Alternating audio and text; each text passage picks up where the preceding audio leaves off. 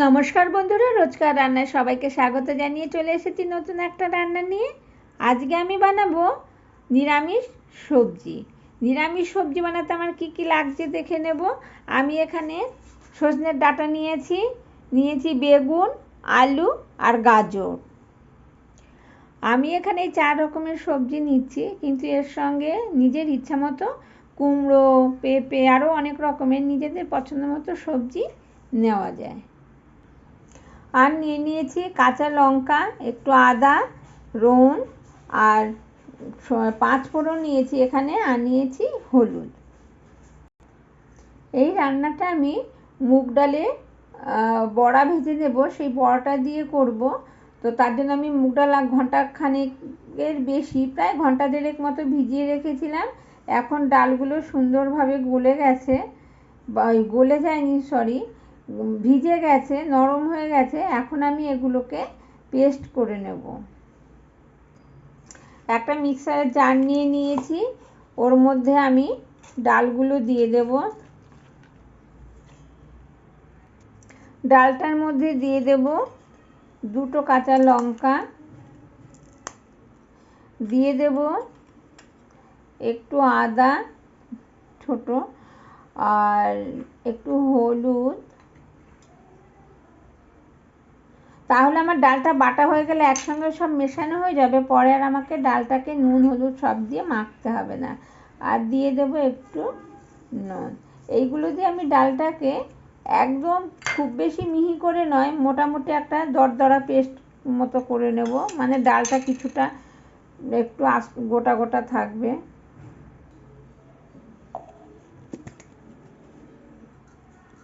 ডালটাকে আমি কিন্তু জল দিয়ে বাটিনি, আর ডালের মধ্যে একটু জল দিইনি। ডালটা ভিজেছে, যেটা নরম হয়েছে সেইটুকুতেই হয়ে গেছে। আমি এরকম একটা পেস্ট করে নিয়েছি। এবার এইগুলোকে আমি নামিয়ে নেব।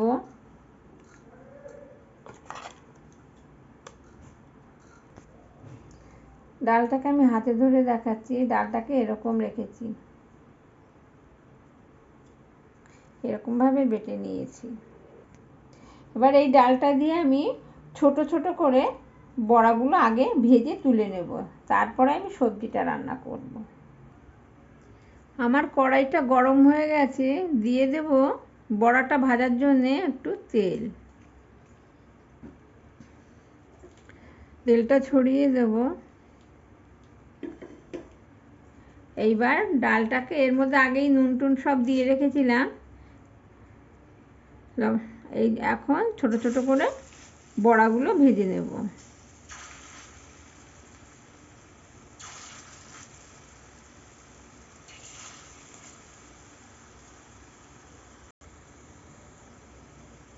বড়াটা একটু নেড়ে চেড়ে দেখব, একটা পাশ হয়ে গেলে উল্টে দেব। খুব বেশি কড়া করে ভাজবো না, মানে লাল লাল করে ভাজবো না, এমনি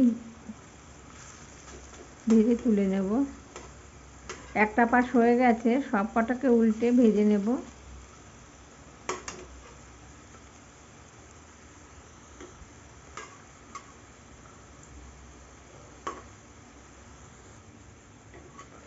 বড়গুলো আমার ভাজা হয়ে গেছে। এবার এগুলোকে আমি একটা প্লেটে তুলে নেব।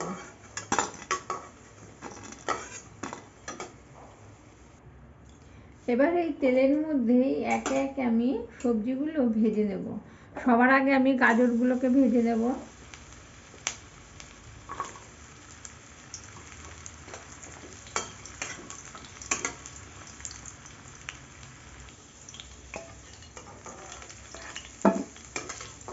ভাজা হয়ে গেছে, আমি তুলে নেব।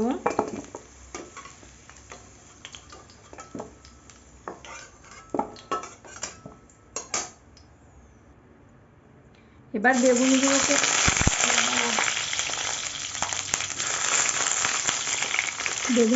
ভেজে নেব। এগুলোর মধ্যে বেগুনে কিন্তু আমি নুন হলুদ কিছুই মাখাইনি, এমনি ভেজে নেব।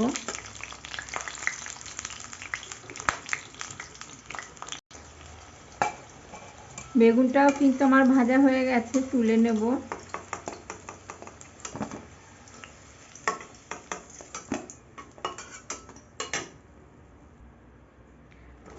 এবার সজনের ডাঁটাগুলোকে একটু হালকা ভেজে নেব।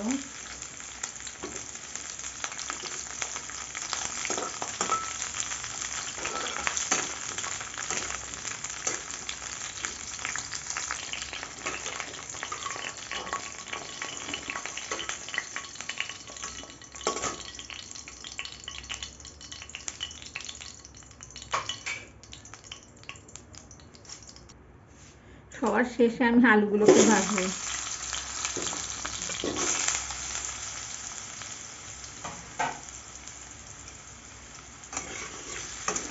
আলুগুলো কিন্তু আমি বেশ লাল লাল করে ভেজে নেব। আলুগুলোকেই সব থেকে বেশি ভাজবো, কেন ওই সবজিগুলো সিদ্ধ হতে খুব বেশি সময় নেবে না, আলুটাও নেবে না, কিন্তু আলুটাকে আমি একটু বেশি ভাজবো। আলুটাও আমার ভাজা হয়ে গেছে, এবার তুলে নেব। আমি আলুটাকে একটু বেশি ভেজেছি, আমার মনে হয় আলুটাকে একটু বেশি করে ভেজে নিলে খেতে ভালো লাগে, ওই জন্যই ভাজি, এটা আমার মনে হয়।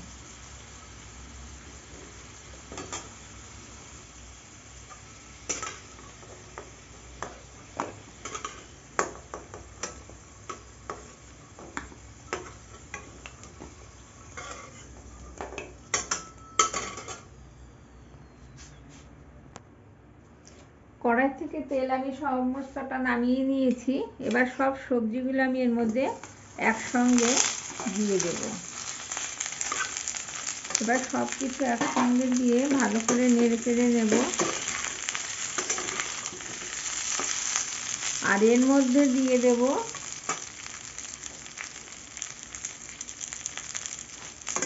হলুদ গুঁড়ো,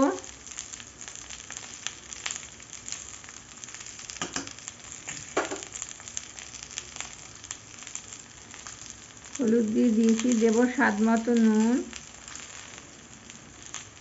সম্পূর্ণ নুনটাই আমি এখন দিয়ে দেবো স্বাদ মতো, যেটা একটু লাগবে।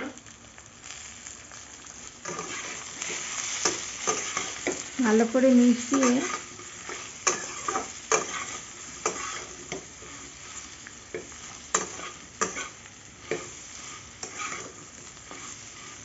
এবার এটাকে একটু রেখে দেব। সবজিটা একটু ভাজা, ওদিকে ভেজে নিচ্ছে আবার সব একসঙ্গে, ততক্ষণ আমি এদিকে আদা আর কাঁচা লঙ্কা একটু থেতো করে নেব।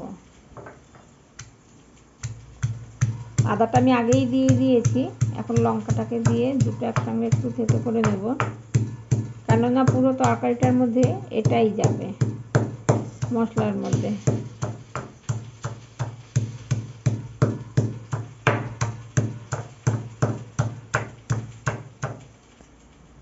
আদা কাঁচা লঙ্কাটাকে আমি এভাবে দরদরা করে পিষে নিয়েছি, এটাই সবজির মধ্যে দিয়ে দেব। এবার দিয়ে দেব যে লঙ্কার আদাটা থেতো করে নিয়েছি, ওই আদাটা। এবার ভালো করে নেড়ে চেড়ে আদা লঙ্কার সঙ্গে সবজিটা ভালো করে কষে নেব।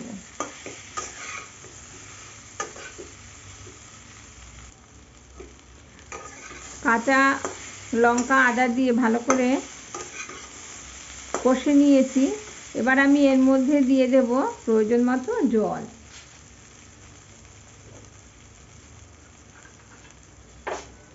খুব বেশি ঝোল আমি দেব না, জল আমি দেব না, কেননা এটাতে একটু ঝোল ঝোল থাকবে, কিন্তু খুব বেশি ঝোল থাকবে না। আর তরকারিটা আমি ভেজে নিয়েছি, আর সিদ্ধ হতে আমার খুব বেশি সময়ও লাগবে না, ওই জন্য অল্প জল দেব।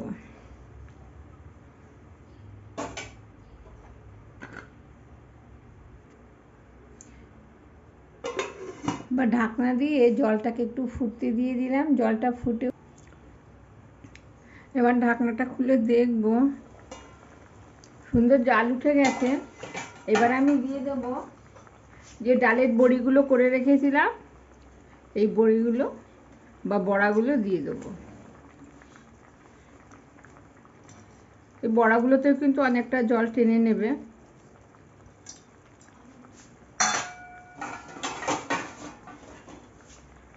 একটু নেড়ে চেড়ে দেবো।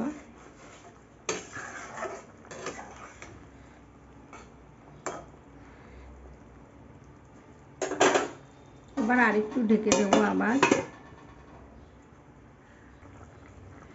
ঢাকনাটা খুলে নিয়েছি। এখানে কিন্তু আমার সবজিগুলো সব সিদ্ধ হয়ে গেছে। এখন আমি নামিয়ে নেব।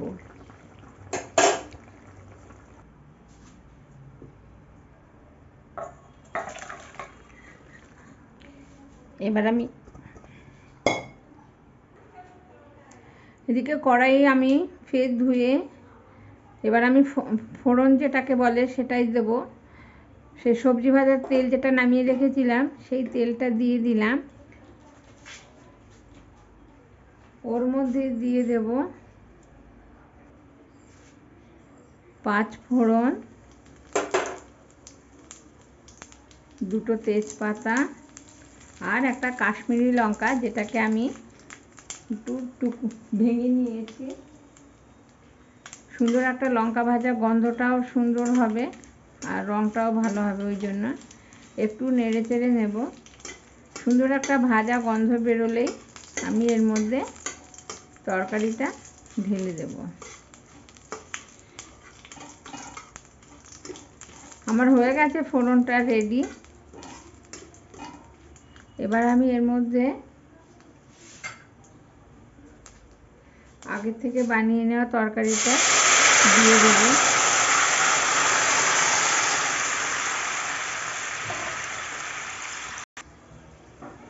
এবার নেড়ে চেড়ে দেব।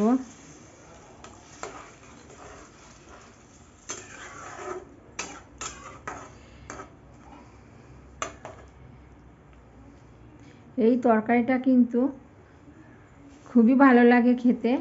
গরমের দিনে দুপুরে কিংবা রাতে যে সময়ই হোক না কেন, একটা এরকম কম তেল ঝাল মশলা বলতে নেই, এরকম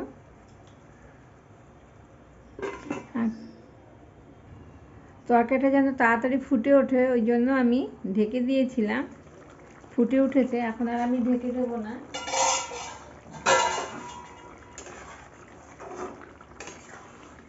নেড়ে চেড়ে হতে দেবো।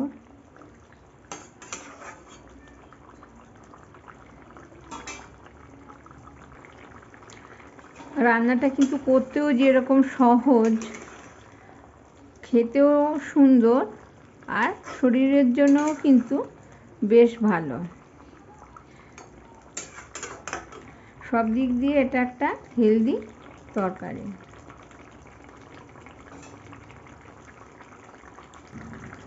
আমার তরকারিটা সম্পূর্ণ হয়ে গেছে। আমি এরকমই একটু ঝোলঝোল রাখবো। ঝোলঝোল থাকলে এটা খেতে বেশি ভালো লাগে, আর বেশি একটা শুকাবো না। আমি এখানে কিন্তু চিনির ব্যবহার করিনি। যার ইচ্ছে সে কিন্তু এর মধ্যে চিনি দিতে পারে। আমি কিন্তু তরকারিটায় এই রকম একটু পাতলা ঝোল রেখেছি। তাহলে বন্ধুরা, আমার হয়ে গেছে আজকে রান্না। এই সহজ ভিডিওটা আপনাদের কেমন লাগলো?